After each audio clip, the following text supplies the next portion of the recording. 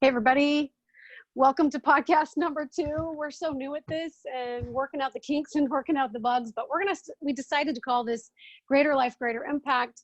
I'm Janet Thurgood and I'm Tyson Thompson. Hello, everybody. And so today we're going to be talking about some things that have been on our minds quite a bit in the last couple of years for me, but last couple of days for us. This last whole lifetime. Exactly. So both Tyson and I are coaches and mentors. I work in the realm of quantum physics and quantum sciences, and I'm a mom, and I'm a person who loves to talk about helping people wake up. So Tyson, how did you get into this? How did you get into the realm of mentoring people and helping people wake up? The school of hard knocks. I said that before, but it's kind of like overused, but for me, it's so true. And I know that it's that's how you got into this work too, but it started for me kind of on a religious note, and then has taken other fingers. I still do a lot of religious coaching, people of my faith who are going through kind of a faith crisis, helping them to go back to what they know and then start from there, just get founded and rooted in what they do know, and then working through some of the challenges that they have. And what I've realized is that religion has limitations when it's taken strictly in the form of religion. But the purpose, in my mind, of any religion, hopefully, is to birth people into the spiritual dimension, into the quantum dimension, right? Into a world that is more dynamic than just rules. One ply, right? We're talking about some heavy 4-ply stuff. So. Are we talking about toilet paper? Well, that's the first time I've ever used that analogy, so it just came out. We'll see how it settles. This is definitely a 3-ply or a 4-ply dimension, for sure. Yes. So I would love to start, if we could maybe just let's talk about awakenings, and what does that mean? Like, a lot of people are throwing that term around, waking up and awakening. What does that mean to you? Yeah, I think it's awesome that this is 2020. And I know that's starting to get thrown around. People are like, it's the year of perfect vision. I really think it's actually supposed to be. I think a lot of people, everything's amazing, nobody's happy. We talked about that last time. We talked about people running around at breakneck speed without an understanding as to why they're running around and doing the things they're doing. We're talking about people that are highly successful, highly powerful, who are not happy. They have no sense of purpose or connection. Some of them sitting on millions of dollars. We have people on the other end of the spectrum who are like just trying to survive, trying to eke it out. But overall, I see a lot of people who are just kind of dissatisfied with all the narratives that have continually been thrown at them. It doesn't matter if it's a narrative of this is what happy life looks like, or this is what you needed to do to connect to God more, and people are being super formulaic, and then people get stuck in those narratives. Like, people are basically, in my mind, ready to start shredding narratives that they've been fed and believed their entire lives. Like, they're ready to just like either shred it completely, or even more importantly, look at it and didact from it the truth that they need, and then take it and enter the spiritual dimension to get into a dimension that's like, no, really, why am I here? I know what, like, this guy at my work or this guy in my whatever told me that I am here for, but no, why am I here? Like, go to themselves, connect with their higher selves, and then move into a new dimension. Oh my gosh, I love that, because that's exactly how I was going to describe awakening. It's a soul discovery. It's a self-discovery. It's like, I've shared this story so many times. I don't know if I've shared it on this podcast, but my youngest son, when he was really little, he used to put on this cape, run around the house and say, I'm the king of awesome here, and just this beaming smile on his face. And I knew that he was tapped in to, like, he knew who he was. He knew he knew who he is. He knew what his mission is. Like, and that there's no better feeling than to tap into who you are on an authentic soul level. And at some point, I remember my husband pulling him aside and saying, "Stop saying that. That is so vain, right? Stop being so vain." And I was like, "That's not vain." So I pulled him into the next room and I said, "Don't stop doing that. Don't ever stop knowing who you are. You're just tapped into who you are. And that's why it feels so blissful and so amazing, because you just connected." Right. And that kid is 16 and he's still there. Like, he still knows who he is. He didn't lose it. Well, because somebody gave him permission to hang on to the awesomeness, the king of awesome that he really is. So I do believe that awakening is just, it's a self-discovery, because at an early age, I think it's about the time we go to school, we're taught to go to sleep. We're taught to stop living in the imagination, stop daydreaming. You get punished for that. Yep. And that's where reality lives. Yep. That's the issue, is it's all this programming, and people are done with programming. In fact, I think we're going to see a major shift, and we are, away from like corporate level, inner circle, this is your guru, pay me this money, and right, like I think we're going to see a shift away from that into organic, like, no kidding, who can help me? I don't want to pay somebody big dollars so that they can say they're going to help me. I actually want to be helped. And I think, that's the model that I operate in and you operate in just, what's it worth to you?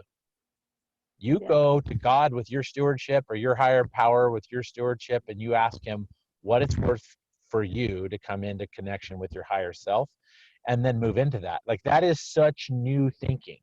And people are sick of, I watched an amazing show a couple of weeks ago, put on by one of the gals that does the Secret, the movie The Secret, right? And it was a really cool experience to watch them walk through this organic process of self-discovery through trauma and trying experiences. It was actually kind of cool to watch. And at the end, it was basically, the whole thing ended up being an infomercial for her how many ever step program, and this is how much you pay for it, right? And I was like, like, you just killed the entire power of your message by putting a price tag on it that you decided, right? And I get, I'm not going to justify that. Like, to me, it's nonsense. Like, if you truly believe that the universe is going to reward you for what you do, then let the universe reward you, and come into contact with your higher self at your higher self's level, instead of putting a price tag on what you have to offer the world. And I think a lot of people are coming to that same space where they're like, they have no interest in money anymore. They understand it's an energy, and you can bless people, and it's necessary for us, but they're coming into this higher level. Like, there's something beyond this celestial third mud ball from the sun that we all reside on. Beyond this space that we're in, this matrix that we live in, that's bigger than what's here. And in order to ascend to that next space, I've got to leverage the experiences I'm having here towards that, instead of just like trying to suffer my way through it to the end. Yeah.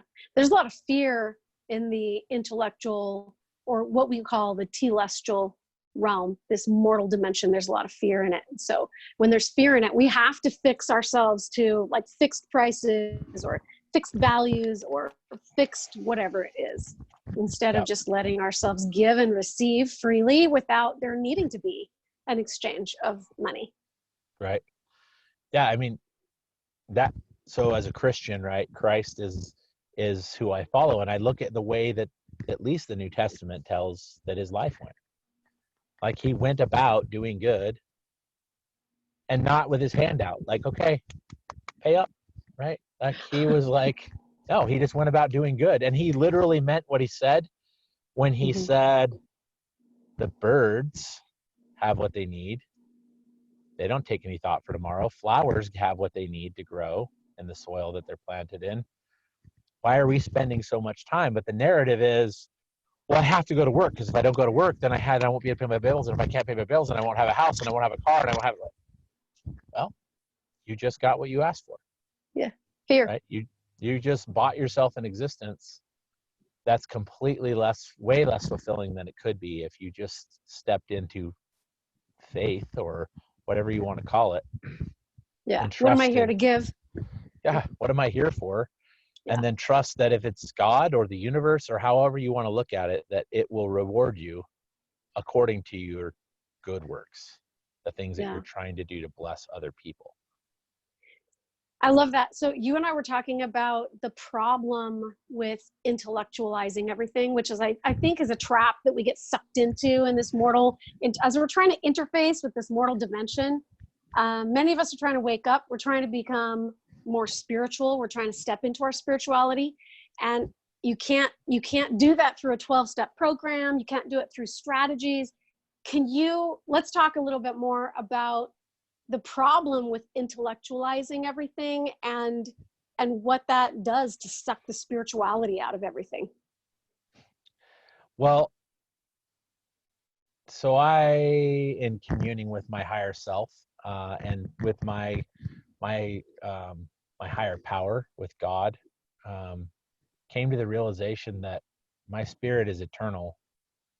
Like, it doesn't have an end or beginning, and it doesn't have an end. It's forever. But this earthly body, we know, as part of the matrix that we live in, does eventually end. Nobody's cracked the code on the, on the fountain of youth. It's not in my Dasani water bottle here.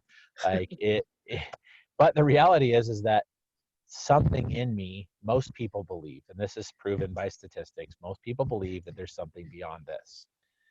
And for me, it is staying in a state of mind where I want to stay present in this environment, because I get to interact with awesome people like you, and my family, and all these other places and people that I interact with.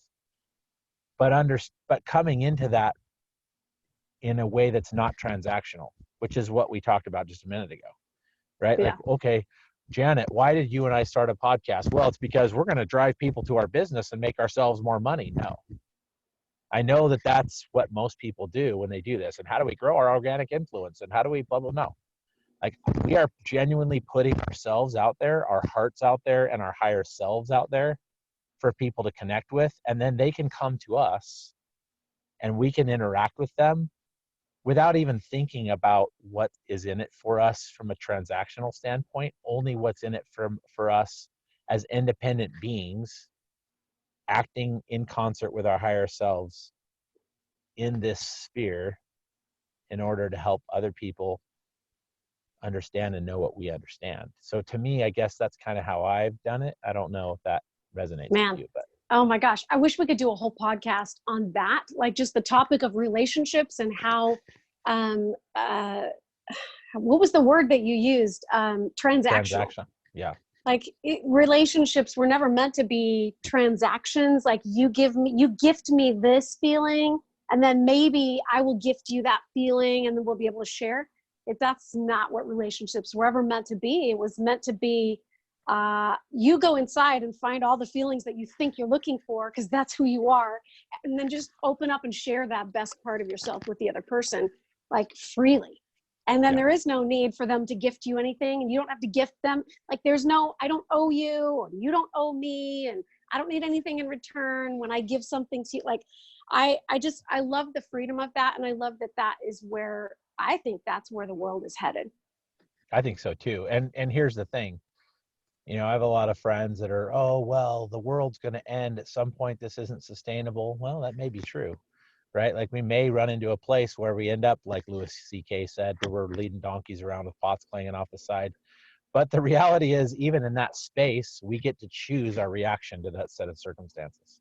Right now, we live in a world of abundance, and I don't care what your financial situation is. If you have an apparatus to watch this happening in Janet and I talking, or listen to this podcast, you got it pretty dang good, because chances are you're not out with a stick trying to kill a stray dog for dinner.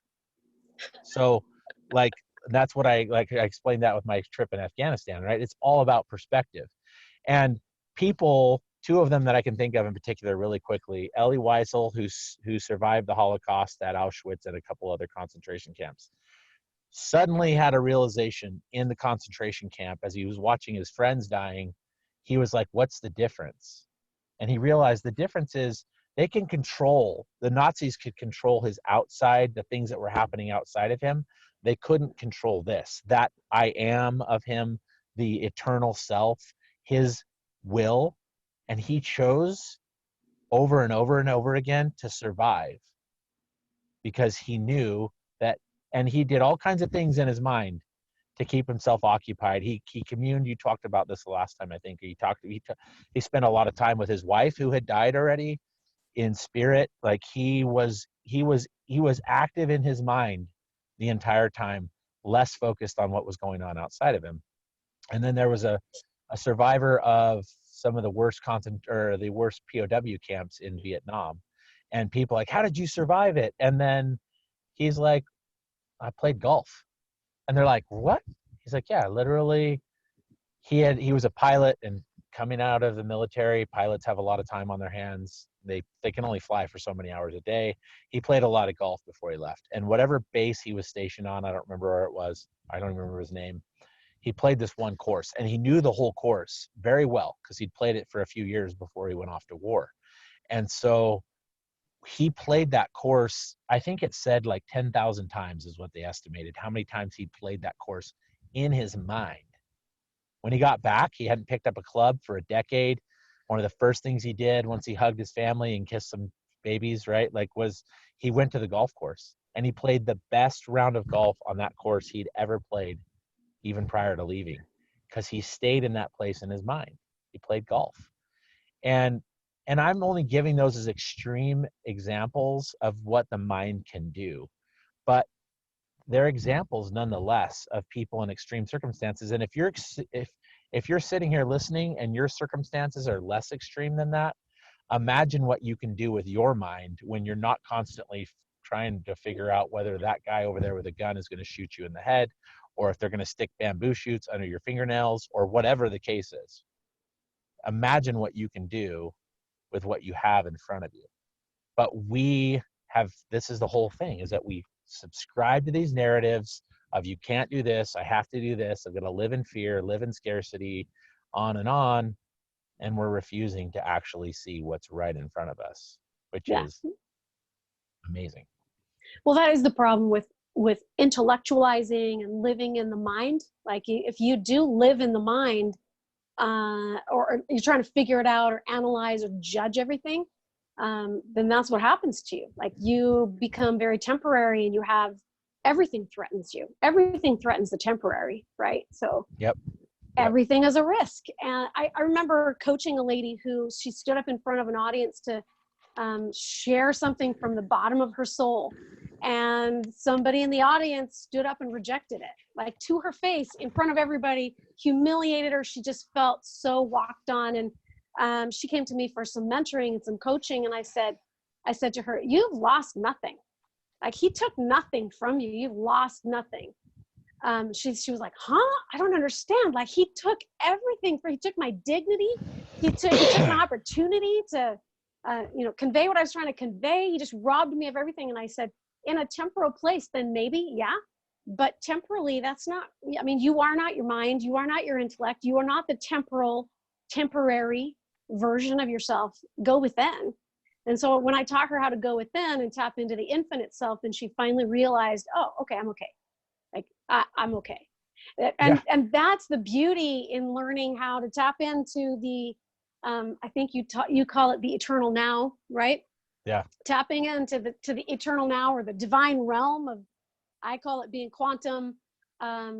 When you learn how to tap into the infinite self, you can completely and totally be neutral. Like, bombs could be going off all around you.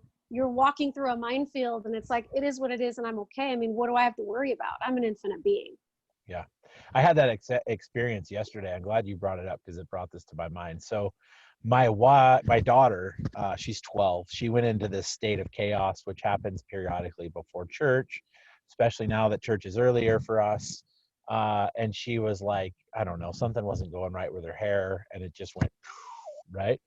And actually, I was being a little bit adversarial and kind of got on the hinge point of being frustrated with her. And I was like, nope, I don't want to enter the chaos that she's in. Right? She's in her pit, swinging her baggage, and I'm not going to jump in the hole with her and get smacked around. So I stayed out of it. I just told her, I did say to her very directly, she got in the car and she slammed the door and she wouldn't let her brother in. And I turned around and I said, it's okay if you're in a state of chaos, but you don't get to pull the rest of us into your chaos. So just sit there quietly and be respectful. And if you're sad, I'm sorry, but just don't pull the rest of us into it. That's only the only thing that I said to her. And then we're driving and I'm inside of myself, right? I've exited the chaos because I started to go into it with her, and I'm inside of myself. As you talk about, I've settled back into myself and sitting there asking my divine self. Everyone wants to blame God when everything goes wrong and then praise God when it goes right. But I think he's trying to help us understand this is you, right? So maybe it's blasphemous, but I don't really care because it's true. I'm in my eternal self and I'm asking my internal self and my eternal self, like, okay, what do we do? Simple answer. Simple. Hold her hand. Which for girls, it's brilliant. I'm not a girl, but I'm learning how to raise girls and I have a wife. And so I just reach back and I put my hand on her lap, and at first it's kind of like she just like sets it on there, right? And then I feel her kind of like slide her hand forward a little bit, and then I hold it a little bit tighter, and then she holds my hand a little bit tighter. And I look back at one point, Janet, and she's bawling, right? Like just crying, because my energy of love, and that's all it was flowing into her, and she was feeling it. And that's an example of how to exit the matrix, right? Because the old me a year ago would have been like, oh, it's go time, right? It's on like Donkey Kong right now. We are going to drop elbows. This is going to be a nasty ride to church. And instead, by the time we pull in the parking lot to the church, she's a completely different kid. That's what we're talking about with divine intelligence that's in every one of us. It's not like I'm going to write a book that's a 12-step program on how to parent your kids so you can have miracles happen like that. I'm talking about I have to be so dynamic on the fly with my eternal self in the zone and in the flow all the time that I react to varying situations in life to have that kind of brilliance that's in me. I'm not even going to give all of that credit to God. I'm grateful that I is the uplink, that he's created a process of grace so that he could pay for my shortcomings in order for me to tap into higher self and higher intelligence. But he wants me to take some credit for that too. Like that, yeah. I didn't ask him what to do. I asked myself, what do I do? And I knew. Yeah. Well, you have the stewardship over you and over the people that you have stewardship over. So right. he wants you to act in that. Yeah, for sure. I love that. Yep. That brings up, I have a really good example of one of my teenage sons was going through a real awful time between about 14 and 15, and just, coming home really upset about everything and barfing it up all over everybody, just so negative all over everybody and having a hard time with every relationship in his life. And I finally went down into his room and I said, this isn't you. Like, this is not you. What is going on? And immediately, like, it gave him permission to step outside of the nonsense or the chaos or just the mess that he was in and go, you're right, this isn't me. And he just broke down and sobbed and told me everything. We were able to get him back into center again so that he could move forward. It's powerful. It's powerful when you can learn how to, when you can learn how to dissect or discover when you're out of that place, and then how to slip back in. Yeah, that's happened. So I was just telling Janet before we had this call, but or we did the podcast, that like that light bulb's gone on for me really heavily over the last little while. And I warn people now generally before I start a discussion with them, okay, we're going to walk through some things and I'm probably going to interrupt you a few times and just say stop, because I think it's important, and point out that exact thing. Like, I can feel their energy and I can feel when they're standing in the light. And then I can also feel when people step out in conversation. This could be over the phone, this could be in person, it doesn't matter. And then I can feel their energy when they're stepping back into the light. And I know for people that are super like book worthy, right, that are sitting there taking notes on all of this, that's not going to make any sense. But it's because it's not a place of think, it's a place of feel. And that is where your higher self operates. That's the intelligence. that is our higher selves, which is how we Yeah. can stay calm in those intense situations. I call So, it stepping into your beingness. right. Yeah, that's good. Yeah. I like that. Yeah. And you can tell when somebody has stepped out of their beingness because it doesn't feel good. It feels chaos. It feels like chaos, and it's very noisy and intellectual and analytical, and has to prove everything and has to be right all the time and operates from a place of fear. But when you step into your beingness again, it's still and it's quiet and it's intelligent and all the answers are there and it just feels good. Yeah. Yeah. Yeah. And I think that it's funny because we're running around looking for the answers from other limited beings. Like, how much sense does that make? None. Like, this is just coming to me as we're speaking, but I'm like, well, I got to run to the library and get a book on this. And then I sit down and I read the book, and you're like, no further ahead. In fact, you just added a bunch. And I'm not saying there's anything wrong with learning, like there is for certain, but nobody has the silver bullet in a book. It doesn't exist. There are principles of truth at varying levels taught in all kinds of books. But the reality is that if you truly believe that you have this higher self inside of you that acts in moments of brilliance, like calming your angered preteen daughter, right, to the place of tears and then total peace and tranquility as she walks into the church building, which, by the way, we later had a discussion about that. Like, I was like, okay, let's analyze this, right? Like, what happened? It wasn't, because I don't want her to associate peace with me holding her hand. I'm not going to be there her whole life. She's got to learn at some point to start doing that and generating it herself. Yeah. But the whole point is that basically we're running around looking for somebody else to give us a 12-step program on how to be happy or how to have an ultimate intelligence. And the universe or God, or however you want to define it, I prefer God, is saying the kingdom is within you. It's already there. And we're like, well, I know, but I mean, I got to pick up my Bible and read through the words and then I'm going to know. No, there's people that are illiterate who have a relationship with God and deity that have inner tranquility all the time. These are people in third world countries who don't even have food. Their daily life is literally living by the grace of the universe, and they're the happiest people you'll ever meet because True. they're connected with their higher selves. Yeah. Yeah. They're, Oh my they're gosh. in that space of, my happiness doesn't come from some 12-step program. I don't even know what a book is. What are words? I can't read words, Yeah. but they know Yeah. because they're way more intelligent than all Yeah. these intelligent people that you and I run around with who are Yeah. not as intelligent as they think they are. Yeah. Everything that you think that you need, you already are. You already are all of it. It's all within. I coached a gal like 7 years ago who had chronic migraine headaches, and she went to doctor after doctor after doctor to try to find the answers to resolve these headaches, and they put her on prescription after prescription, all these severe pain meds that she was now addicted to. She flew to Texas to get surgery and have these implants, like a tube put in so that it could inject medication into her brain, and none of it worked. Not any of it worked. And she flew all the way around the country and to all these different doctors to try to figure out how to resolve these migraine headaches. When we finally started working together and she learned how to tap into her higher self, she began to resolve those problems. And I said, I said to her, it's so interesting that you went all over the country and even to other parts of the world to try to figure this out. And the answer for your healing even was within. Yeah. Yep. Such a Yep. short distance. It is. It is. And at some point, people, I can see the skeptics because I just heard them in my mind. I don't spend a lot of time listening to them, but we'll address this real quick. Well, I mean, at some point, you can't just mind over matter your way from death happening.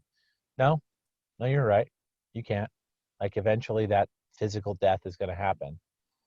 But you can also realize that even then you can live with grace through that experience and then bless other people's lives all the way to the end. Yeah. I've watched people die prolonged deaths of a decade long or longer and be bitter and angry and hate every second of it. I've also watched people die for decades with grace and love and not in scarcity, in a place of immense love, and realize that they were having that experience so that they could teach and love other people with a level of authenticity that transcends any trial or challenge. How is that? What's the difference? It's all about what they chose. Yeah, it's all about what you choose to connect to. So, final words. I'm going to give the final word to you.